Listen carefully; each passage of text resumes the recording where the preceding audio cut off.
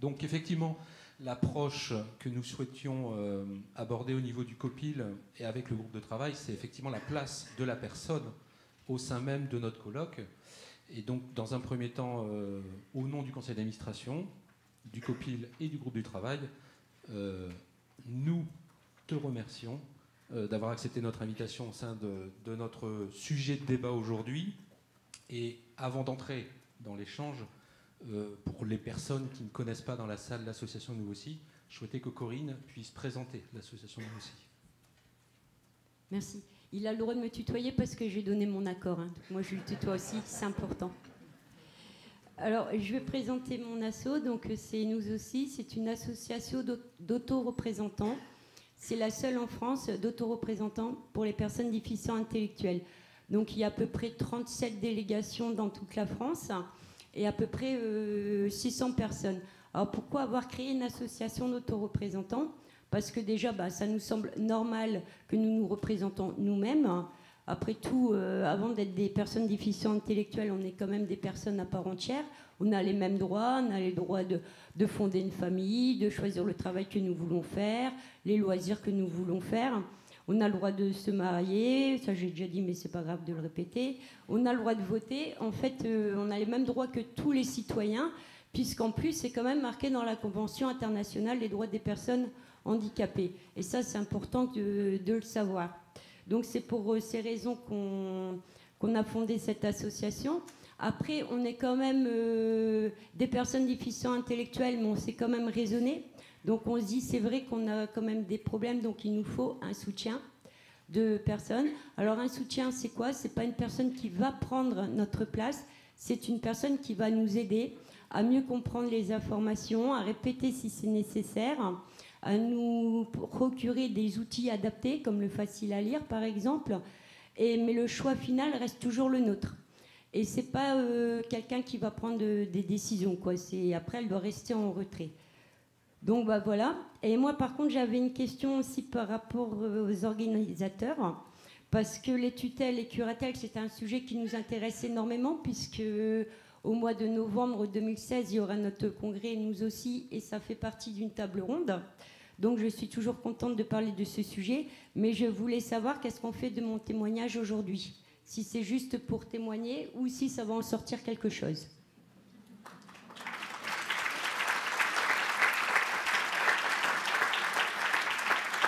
On essaiera, merci Corinne, on essaiera justement de répondre à ta question sur un prochain conseil d'administration, je pense, mais pour être en contact avec Céline Simonin, qui est la représentante de l'UNAPEI, la conseillère technique de l'UNAPEI, elle nous a déjà tendu la main pour qu'on soit présent sur le colloque à Vannes, je crois, au mois de novembre. Donc c'est une information qu'on a eue il y a quelques jours. Par rapport justement à la problématique de l'éthique et des pratiques professionnelles, notre mission de délégué mandataire, c'est aussi l'obligation de pouvoir rentrer au cœur des maisons, au cœur des appartements, au cœur de l'intimité de la personne. Et ce qui nous intéresse aussi, c'est de savoir comment c'est perçu au sein de l'association Nous aussi, ce type de pratique professionnelle. C'est un peu compliqué parce que c'est pas toujours bien perçu, parce que vous vous rendez compte que vous rentrez chez les gens, vous connaissez leur vie, vous connaissez leur histoire, vous connaissez leurs problèmes et tout, vous connaissez tout de leur vie. Donc, quelque part, on doit tout vous raconter. Nous, on ne sait rien de vous. Hein. Franchement, vous, par contre, ça va, quoi. Et ce que vous ne vous rendez pas compte aussi, c'est que vous n'êtes pas les seuls. Parce qu'on doit vous raconter à vous, on doit le raconter aux professionnels là où on travaille, on doit le raconter par rapport à ce qui nous suit. Donc on n'arrête pas de raconter toute notre vie à tout le monde. Je suis sûre qu'il y a un article dans La Voix du Nord concernant ma vie. Mais par contre, nous, on ne sait rien de vous, parce que vous avez le droit d'avoir une vie privée, que nous, finalement, on n'a pas le droit d'avoir de vie privée, quoi. Et justement, Corinne, sur ces questions d'intimité, de dignité, que penses-tu des termes utilisés dans la loi, majeur protégé, usager, éducateur? On en a parlé ce matin sur nos interventions. Comment nous aussi se positionne par rapport à ça? Le monsieur, quand il m'a présenté, il a dit une personne d'usager. Je ne sais pas si c'est vu, mais j'ai fait une grosse grimace. Parce que, en fait, on n'est pas des majeurs, on n'est pas des usagers, on est des personnes. Et ça, il ne faut pas l'oublier. C'est avant tout ça. Alors pourquoi le mot éducateur, j'aime pas trop non plus? Parce que éducateur, ça veut dire quoi? Ça veut dire éduquer. Moi, j'ai 40 quelque chose, je dirais pas. Et c'est pas eux qui vont m'éduquer, c'est mes parents qui m'ont éduqué. Ils ont déjà eu du mal, donc c'est pas eux qui vont réussir. Et ils vont pas m'éduquer, ils vont m'accompagner. Et c'est ça qu'on veut. Oh, moi, je veux pas t'éduquer, je veux qu'on m'accompagne là où je veux aller. Enfin, c'est important de le préciser, et notamment, penses-tu qu'il est possible de faire évoluer la loi? Penses-tu qu'on puisse faire des propositions aux législateurs pour qu'enfin on supprime ces termes-là de majeur protégé, d'usager? Ça serait bien, oui. Ça serait bien parce que voilà, c'est quand même le désir des personnes et je crois que c'est important de considérer ce qu'on dit. Parce qu'il y a plein de termes qui changent. Avant, on disait la cotorep, on appelait ça la MDPH. On dit les SAT, ça c'était les ESAT. Tout ça, franchement, on s'en fout, nous. On s'en fout. Non, mais c'est vrai, on s'en fout. Et ça change. C'est même compliqué. Vous ne pouvez pas savoir que c'est compliqué pour nous de changer des termes comme ça. Parce que il y a des personnes qui ont 50 ans, tout ça. Et pendant des années, on leur a dit SAT, SAT. Du jour au lendemain, on dit non, c'est plus ça. Les mots que nous, on veut changer comme usager, parce que usager, faut revenir un peu en arrière, ça fait un petit peu Kleenex, hein, on se mouche, on jette. Ça, il y a aussi handicapé mental. Ça, c'est dur à entendre. Nous, on préfère déficient ou personne accompagnée, encore à la rigueur, ça c'est encore mieux. Et ces mots-là, on nous dit, non, on ne peut pas les changer, c'est la loi. Alors nous, on veut changer des mots, mais on n'a pas le droit, quoi. Ce matin, quand tu nous as rejoints, parce que pour information, ce matin, Corinne intervenait à l'Assemblée nationale pour vous donner le niveau de l'association Nous aussi en termes de représentation, et elle était avec le ministre, Madame Neuville, justement sur une intervention. Tu voulais réagir en fin de matinée sur la notion de surprotection, et ce midi, tu nous en as parlé, et donc voilà, c'était aussi pour réagir là-dessus. Il y a une dame ce matin qui a parlé de surprotection du majeur et de la sous-protection des... Oui, est-ce qu'elle est là, cette dame? Ah. Et il n'y a pas que moi qui fais des gaffes. Hein. Non, mais déjà, c'est vrai qu'il ne faut pas confondre protection avec surprotection parce qu'on a tendance à trop nous surprotéger et ça, on ne veut pas parce qu'on a le droit à l'erreur, comme tout le monde. Donc, si vous voulez savoir ce que c'est que la surprotection, il y a des délégués tutelle ici. Faites l'expérience. Vous allez voir, on a le droit à l'erreur. On parlait d'erreur ce matin. Je peux continuer là-dessus. On parlait d'erreur ce matin. Mais effectivement, c'est normal, on est tous humains, on a tous droit à l'erreur. Nous, quelque part, moi, ça ne m'embête pas. Si quelqu'un vient me voir et dit, voilà, j'ai fait une erreur, tout ça. Bon, je dis pas que je serais, surtout si c'est mes sous, je serais peut-être pas tout de suite contente. Mais je peux comprendre, c'est humain. Par contre, là où ça m'embête, c'est qu'on me dit rien du tout. Après tout, on me dit rien. Et vous savez que nous, personnes déficientes intellectuelles, les professionnels, c'est des dieux, quoi. C'est des dieux, ils font pas d'erreur, tout ça. Et ça nous rassure, nous, que vous fassiez l'erreur. Parce que quand vous faites pas l'erreur, vous nous permettez pas de faire des erreurs. Et ça, vous n'avez pas le droit de le faire. Vous devez nous lâcher et nous laisser un petit peu tomber pour qu'on puisse avancer dans la vie. Parce qu'on va apprendre de nos échecs. Faites des échecs, pas trop, hein. Faites des échecs, à bonne dose, ouais. Mais ça nous permet aussi de faire des échecs et de continuer. Moi, par exemple, je vais vous faire une petite anecdote, je peux? Oui, bien sûr. Tout au début, quand j'ai commencé Nous aussi, j'habite Dunkerque, hein, c'est une petite ville, et j'ai dû faire une intervention à Paris. Et j'ai dû aller toute seule. Et la dame qui avait pris mes billets de train avait pris un train de Dunkerque-Lille et Lille-Paris. Et quand je suis arrivée pour prendre mon train à Lille, les portes, elles se sont fermées, juste devant mon nez. Et j'ai fait, ouais, je vais prendre mon train. Et le contrôleur, il dit, mais ça va aller, madame. Je fais, non, ça va pas aller, ça va pas aller. J'avais peur parce que, déjà, j'avais loupé mon train. Après, on m'attendait. Et du coup, il m'a dit, non, allez changer votre billet, vous allez voir, ça va aller. J'ai été changer mon billet. Après, j'ai téléphoné et je me suis aperçue que ça allait. Eh ben, je suis contente parce que maintenant, je prends le train tout seul, je me balade dans Paris tout seul. Et en plus, je suis dyslexique, j'ai pas le sens de l'orientation, vous imaginez, et j'arrive à me débrouiller. Et je suis contente parce que s'il y a quelqu'un qui m'aurait dit on va t'accompagner, on va faire pour toi, eh ben, j'aurais jamais su que j'avais développé des capacités autant que ça à m'adapter. Et franchement, je suis fière de ça parce que c'est pour ça que ça m'a permis, en faisant des erreurs, permis de voir à quel point j'étais forte. Sans prétention, mais c'est une réalité. Hein. Merci.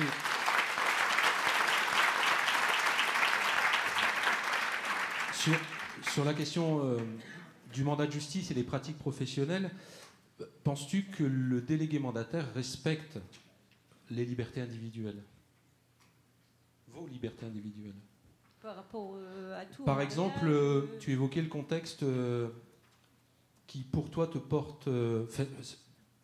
c'est une anomalie de la loi, c'est-à-dire effectivement de pouvoir consentir l'autorisation du curateur ou du juge pour te marier, alors que tu as le droit d'adopter ou de faire des enfants. Oui, ben ça c'est toi qui me l'as appris. Je suis contente au moins d'avoir fait ça parce que j'ai appris ça.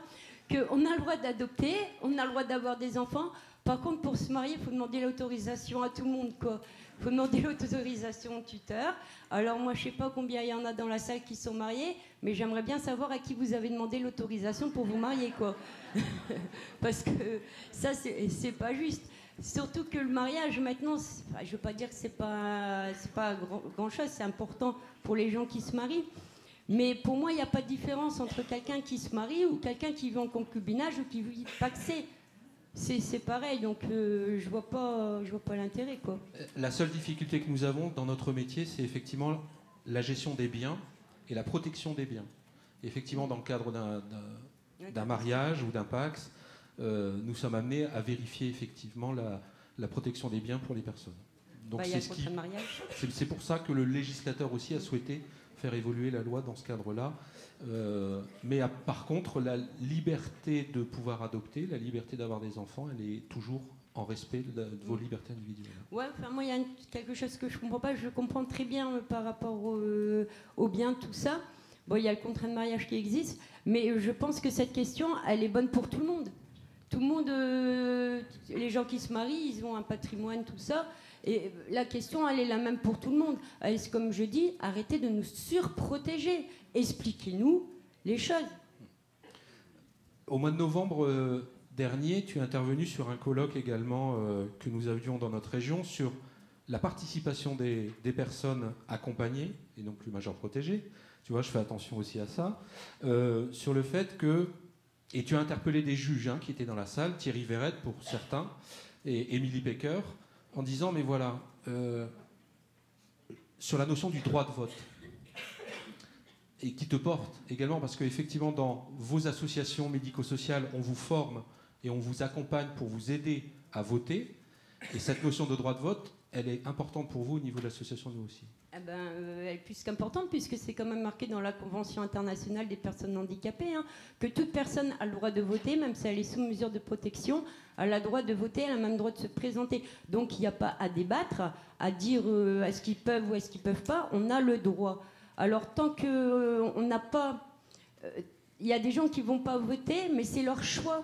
Nous, on n'a même pas ce choix parfois, on nous dit non, vous ne pouvez pas voter. Alors que normalement, on a le droit de voter, et c'est le juge... On ne sait pas sous quels critères, qui décide si on peut voter ou pas voter. Le juge a le pouvoir de nous enlever nos droits comme ça. C'est dingue. Alors, c'est soumis à une expertise médicale, bien évidemment, pour apprécier la situation, la capacité de la personne dans ces notions de droit de vote. Mais effectivement, et je pense qu'au mois de novembre, tu avais eu une réponse d'Émilie Pecker qui disait qu'elle était très attentionnée à l'audience de la personne pour évaluer, malgré même le certificat médical qui contraignait la personne, qui lui demandait de supprimer le droit de vote, et elle pouvait à tout moment agir sur cette notion-là. Ouais, moi, je voudrais venir 2 minutes sur le droit de vote, parce que c'est vraiment quelque chose qui me tient à cœur. Je ne suis pas sous mesure de protection, donc j'ai le droit de voter, mais je connais des gens qui sont... qui n'ont pas le droit qui sont sous mesure de protection, Et comme je suis quand même vice-présidente de l'association Nous aussi, je dois porter la parole de ces personnes. Et je trouve quand même, on nous pose souvent la question, oui, mais les personnes déficientes intellectuelles, si elles votent, elles vont être influencées. Bah oui, ça se peut. Ça se peut comme tout le monde. Hein. Il y a des femmes qui sont influencées par leur mari par leur femme. Il y a des enfants qui votent comme leurs parents ou alors qui votent pas comme leurs parents exprès pour les embêter. Après, on me dit, oui, mais vont-ils faire le bon choix? Alors là, je dis, le bon choix, c'est quoi? C'est de ne pas voter comme toi. Ça, c'est un mauvais choix. En fait, c'est ça. Le bon choix, c'est quoi? C'est pas de voter comme la personne qui désire, quoi. Donc, en fait, de toute façon, on est tous influencés. Au moins une fois dans notre vie, même vous. Tout à fait. Quand on s'est vu il n'y a pas très longtemps pour préparer justement notre intervention, tu me demandais si est-ce que la personne, elle a le droit de choisir son association, son curateur ou son tuteur? Bah oui, je trouve que c'est important qu'on puisse choisir son délégué parce que des fois, on ne s'entend pas forcément bien avec ou on n'a pas les mêmes idées parce que c'est important quand même de respecter nos idées parce que on a des idées, on a des points de vue, on a des caractères, on est des personnes déficientes intellectuelles, mais c'est pas notre déficience qui fait notre caractère, on a quand même notre caractère. Et des fois, une femme préfère peut-être être suivie par une femme, ou le contraire. Je trouve que c'est important de pouvoir choisir parce que il y a quand même nous, vous peut-être pas, c'est ce que je disais au début, mais nous, on va vous dire des choses. On va vous dire des choses vraiment profondes, qui sont douloureuses, et on a besoin de savoir que la personne qui est devant nous, on peut lui faire confiance. Pas seulement au point de vue de dire je ne veux pas le répéter aussi cela, mais de savoir ce qu'on dit, voilà, elle l'assimile bien et on a vraiment besoin de ça. Donc oui, c'est important qu'on pourrait choisir notre personne. Après tout, je crois qu'on paye pour ça, non? Effectivement, il y a une participation des personnes accompagnées dans l'exercice de la mesure, tout à fait. Les personnes, on en a parlé ce matin avec Fabrice Zil, d'aborder la notion de l'argent. Et au niveau de l'association Nous aussi, justement, le fait que la personne accompagnée doit régulièrement demander au curateur, au tuteur, cette notion d'argent, comment vous vous positionnez par rapport à ça? Déjà, c'est notre argent. Donc, je pense qu'on peut en faire ce qu'on veut du moment qu'on a sur le compte, ça j'en suis vraiment consciente. Comme tout le monde, les moyens de payer le loyer, de payer l'électricité, de payer tout ce qui va à côté. Mais l'argent qui reste, c'est à nous. Si, par exemple, on me dit, tiens, tu as besoin d'une télé, et je dis, oh non, je préfère m'acheter un vélo. Vous n'avez pas le droit de m'obliger d'acheter une télé si je veux un vélo. Tout à fait. Et tu avais aussi ce rapport de la notion de charité. Oui, c'est vrai. C'est vrai qu'on avait participé, je crois que c'était l'année passée ou l'année d'avant, je ne sais plus. C'était des personnes accompagnées, donc il y avait des délégués tutelle. Et puis il y en a c'était eux qui avaient la parole, puis il y en a qui nous disent oui, moi de toute façon j'ai ce qu'il faut et tout. Il y en a qui disent moi j'ai l'impression qu'il faut toujours que je demande. C'est compliqué de demander de l'argent. Et il y en a qui disent c'est déjà bien qu'ils vous donnent de l'argent. Mais l'argent, il faut le rappeler, c'est quand même nos sous. Donc on n'a pas besoin chaque fois d'aller demander. Et des fois c'est très très long pour avoir des réponses parce qu'il y a des tutelles qui sont en congé, tout ça, et c'est compliqué parce que on n'arrête pas de vivre pendant qu'ils sont en congé, quoi. Tout à fait. Au niveau de nos services, on parle beaucoup d'accessibilité des personnes à mobilité réduite. On nous demande, dans nos associations, de modifier nos locaux régulièrement au niveau du ministère, dans les visites de conformité. Donc, ça demande des moyens. Mais pour toi, au niveau de l'association Nous aussi, l'accessibilité, ça ne veut pas dire du tout la même chose. Et je voulais effectivement qu'on aborde cette notion d'accessibilité des services mandataires. Alors, l'accessibilité, c'est pouvoir avoir accès à des documents, comme par exemple, il y a des règlements intérieurs, tout ça. C'est bien beau d'avoir des papiers, mais bon, le problème, c'est si la personne sait très peu lire, comment elle fait? Alors, par exemple, là, à nous aussi, on a créé le CVS pour tous. C'est le guide des CVS. Alors, je vais vous montrer pourquoi, je vais vous expliquer pourquoi on en parle, parce qu'il est facile à lire et à comprendre. Voilà. Donc, vous voyez, ça a été fait par les personnes déficientes intellectuelles. Donc, les phrases sont très courtes. Il y a des pictogrammes. Il n'y a pas de temps. Ça veut dire qu'il n'y a pas de passé composé. Tout ça, c'est vraiment... et c'est des petites phrases avec des idées vraiment bien précises. Après tout, on n'a pas besoin de développer des grandes idées pour dire ce qu'on a besoin. Des petites idées, des fois, ça suffit.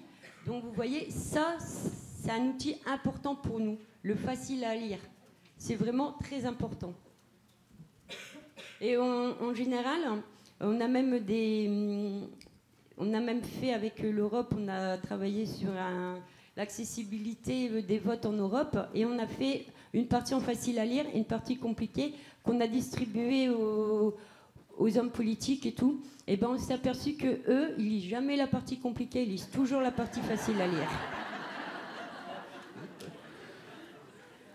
Sur l'accessibilité, tu me faisais une remarque également, c'était l'accessibilité pour vous, c'est aussi que nous soyons joignables en dehors des horaires de bureau. Oui, ouais, ça c'est beaucoup. C'est vraiment le truc que j'entends le plus souvent, c'est bah oui, mais moi je travaille de telle heure à telle heure, donc quand je vais aller voir mon tuteur, tout ça, il n'est pas joignable parce que il ne travaille plus. Alors le problème, c'est que vous travaillez en même temps que nous, donc c'est un petit peu compliqué. Ou pendant les vacances aussi, ça je l'entends beaucoup, c'est aussi pendant les vacances, il n'est pas joignable. Donc il y a quand même des petits problèmes au niveau, quand vous partez en vacances, on a quand même des problèmes, et c'est qu'on a besoin de vous joindre. Alors, effectivement, les boîtes mail sont intéressantes, mais... Il faut savoir écrire. Voilà, exactement. L'accessibilité aussi, pour toi, c'était ne pas forcément se rencontrer soit dans des permanences, soit au bureau, ou soit au domicile. Oui, bien sûr. Parce que quand vous venez chez nous, vous venez chez nous. Vous venez dans notre intimité, puis après tout, vous n'avez pas besoin de savoir si c'est bien rangé ou si c'est le bazar chez nous. Hein, nous, on ne vient pas chez vous. Et puis dans les bureaux, ça fait formel, quoi. On n'a pas... quand on part du principe de l'accompagnement, on ne veut pas voir ça. Ni le professionnel, ni la personne handicapée, ni la personne handicapée, ni le professionnel. On veut que ce soit comme ça. Comme c'est un service, on a envie que ce soit comme ça. Donc les bureaux, c'est pas toujours bien. Donc on pourrait se rencontrer dans les cafés. Nous, c'est ce qu'on a fait. On s'est rencontrés dans un café pour parler de ça. Hein. On peut se rencontrer dans un parc. Précise-le, je vais avoir des problèmes avec mon épouse après. T'as dit que t'étais pas mariée. Voilà, je suis pas marié. Ils vont tout savoir. On peut se rencontrer dans un parc, voilà quoi, quelque chose d'informel. Non, t'as raison. On peut se rencontrer dans un parc, quelque chose d'informel. C'est pas pour ça qu'on prendra pas les choses au sérieux, mais c'est quand même plus détendu. De toute façon, nous, ce qu'on parle au niveau ce qu'on veut, je dis ce qu'on veut au niveau des tutelles et curatelles. Tout à fait. C'est plus un accompagnement, c'est plus de dire, voilà, c'est une aide à la prise à la décision. Voilà, on veut que vous nous aidiez à prendre une décision. On ne veut pas que vous preniez des décisions pour nous. Parce que ça, on l'a fait pendant des années. Et maintenant, le problème des personnes difficiles... Enfin non, c'est pas un problème, c'est bien. C'est que les personnes, elles évoluent et leurs demandes ne sont plus du tout les mêmes. Donc nous, on a besoin que vous nous aidiez. On a besoin d'avoir les papiers. Si par exemple, je sais qu'il y en a qui le font, mais je pense qu'il y a des personnes qui ne savent pas qu'elles ont le droit d'avoir leur compte, leur relevé de compte. Il y a encore des personnes qui ne savent pas qu'elles ont le droit de l'avoir et qu'elles ont le droit de pouvoir dire ce qu'il y a dessus, tout ça. Nous, on veut ça. On ne veut pas que vous preniez des décisions, on veut que vous nous aidiez pour que nous, on puisse continuer à avancer, pour qu'on puisse continuer à avoir une vraie autonomie là-dessus.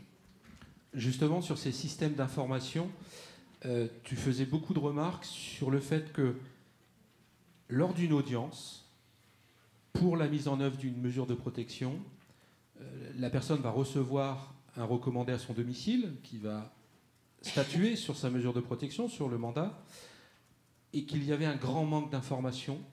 C'est que dans le bureau du juge, il n'y avait pas forcément l'explication de comment va se passer la mesure de protection. Le service nommé n'est pas forcément présent tout de suite. Et donc il y avait un grand manque d'informations et qu'il fallait développer des systèmes permettant de mieux accompagner les personnes pour expliquer comment la mesure de protection va se passer.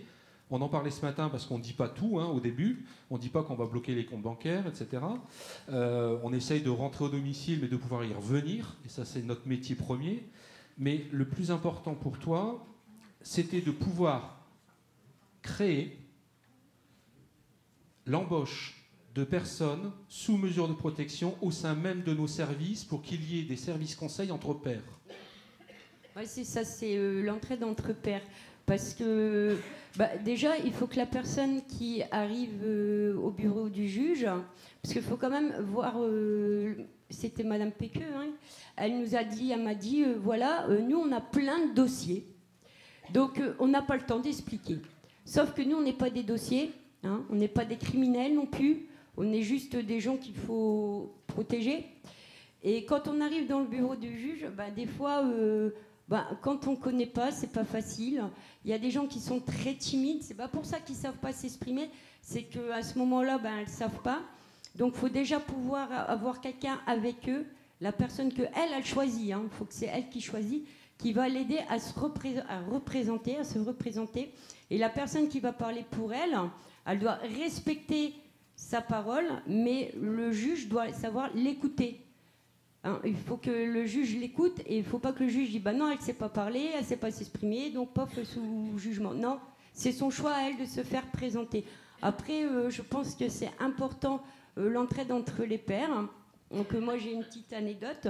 C'est une éducatrice qui travaillait dans un service de suivi et qui recevait un couple de personnes 40 ans, 50 ans qui allaient se marier. Et donc, elle expliquait à ce couple, elle disait, vous voyez, quand vous allez aller chez vous, vous avez chacun une chambre à coucher, chacun une salle à manger, donc vous ne pouvez pas prendre les deux, quoi. Et eux, ils ne comprenaient pas. Donc, ce qu'elle a fait, c'est qu'elle a demandé à un couple de nous aussi, de personnes déficientes intellectuelles, qui avaient à peu près le même problème, qui se sont mariés assez tard. Et elle leur a demandé si c'était possible qu'eux, ils expliquent. Donc, ils ont dit oui. Et quand ils ont été chez ces personnes... le couple a tout à fait compris parce qu'ils ont employé les bons mots, ils ont employé les mots qu'ils connaissaient et ils ont expliqué qu'effectivement, dans un couple, il fallait faire des choix et qu'on ne pouvait pas tout prendre. Ils ont compris. Et ça, je pense qu'il ne faut pas avoir peur d'utiliser les pairs. Et oui, effectivement, je pense que ça peut être un nouveau métier aussi. L'accessibilité aussi, et on en a parlé, c'était que effectivement une personne sous mesure de protection, elle puisse consulter son dossier dans nos services. Il suffit simplement de faire une demande. Et tu n'en avais pas connaissance. Non, avant de faire une demande, je crois qu'il faut savoir qu'il faut connaître tout ça. Parce que nous, en fait, nos droits de ce côté-là, on ne sait rien du tout.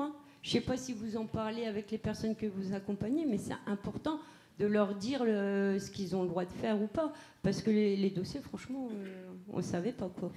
Même sur la notion d'opérer, c'est ce que tu évoquais, c'est-à-dire l'absence d'information sur ces notions d'autorisation d'opérer, ce manque d'information. Les médecins ne sont pas formés à ça, sous les mesures de protection, les cliniques, les hôpitaux, la médecine libérale, et qu'il fallait avancer dans cette communication d'information auprès du sanitaire, notamment, sur ces notions d'autorisation d'opérer. De toute façon, il faut avancer sur les droits partout, quoi. Mais c'est vrai que les personnes qui sont sous protection, souvent, quand elles doivent se faire opérer, on dit il faut l'accord du tuteur. Et quand c'est le week-end, déjà c'est un peu embêtant parce que je sais qu'un chirurgien a le droit d'opérer si c'est une question vitale. Si c'est une question de vie ou de mort, de toute façon, là, il n'y a pas de demande. Par contre, après, il faut demander, quoi. Et il y a le droit de ne pas se faire soigner aussi. Alors, c'est pas fait partout. Nous, on a la chance dans notre région dans le Pas-de-Calais d'avoir une direction régionale cohésion sociale et l'agence régionale de santé qui se sont mis autour d'une table pour construire un outil à destination justement du secteur hospitalier. Mais dans toutes les régions de France, c'est pas comme ça. Donc on a un formulaire spécifique que nous transmettons justement aux établissements sanitaires pour pouvoir compléter le document, et notamment, la première chose, c'est le consentement de la personne. On en parlait ce matin, c'était le consentement éclairé de la personne. Comme tout citoyen, on doit expliquer la nature de l'opération, on doit expliquer les conséquences de l'opération, et à partir du moment où on a eu le consentement de la personne, l'opération peut se dérouler. Bah, si vous avez un document comme ça, ce serait peut-être bien de les faire transmettre aux autres services pour qu'ils puissent s'en servir aussi. Oui, si c'est un bon outil. Après tout, il faut savoir se partager les outils qui marchent. Hein. Je crois que c'est tous pareil. Hein.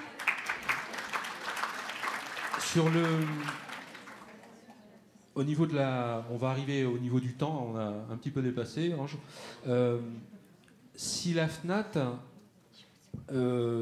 souhaite mettre en place justement un travail pour expliquer les mesures de protection, pour gagner en format facile à lire, facile à comprendre, souhaites-tu que l'association Nous aussi soit associée dans notre démarche? Oui, bien sûr. Bah, je trouve que c'est important que la personne elle participe à tout ça. Après tout, c'est nous qui sommes concernés. Et aussi, je voulais dire que c'est important de connaître ses droits parce que une personne qui est sous mesure de protection, ça arrive à quelqu'un de nous aussi, qui s'est fait cambrioler, a voulu aller porter plainte. Et à la police, on lui a dit, bah non, vous ne pouvez pas porter plainte, il faut attendre votre tuteur. Et moi, je trouve que c'est... Et alors que c'est faux, parce que toute plainte doit être déposée. Alors là, je trouve quand même qu'il y a un gros problème, parce qu'ils ne sont pas censés ignorer la loi. Et puis voilà, quoi. Exactement, tout à fait. Sur la problématique également de l'éthique et des pratiques professionnelles, on a parlé du cœur, hein, vraiment de la mesure de protection avec notre échange. Souhaites-tu qu'on continue de travailler ensemble avec l'association Nous aussi sur cette démarche-là et d'être associés dans nos futures réflexions qu'on va mener? Oui, bien sûr, ça se pose même pas. Et par contre, deux petites lignes. C'est on a parlé du droit de se soigner, mais aussi, il faut aussi le droit de ne pas se soigner. Parce que moi, si par exemple, je ne suis pas sous mesure de protection, si j'ai un cancer, quoi que ce soit, et je dis non, je ne veux pas me soigner, j'ai le droit. Je ne dis pas que c'est mien, mais j'ai le droit. Les personnes qui sont sous mesure de protection, je ne sais pas si elles ont le droit à ne pas se faire soigner. Mais est-ce qu'elles le savent? Voilà. Alors j'entends des oui et des non. Voilà. Ange, merci beaucoup. Merci de m'avoir écouté.